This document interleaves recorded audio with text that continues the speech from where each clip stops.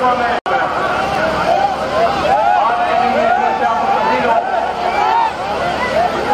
इस वक्त हमारे नियम में वहां पर वो हर वक्त तमाम लोगों की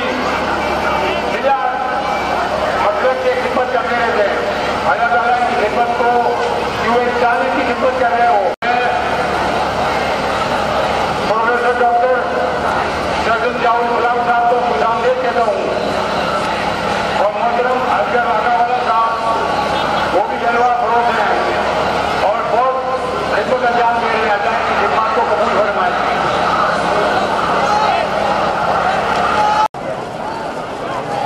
यानी जरूर कभी जारी लगे, जरूर शरीफ पढ़ते जाए और मुँह मुबारक सल्लल्लाहु अलैहि वसल्लम की खिदमत करते जाए।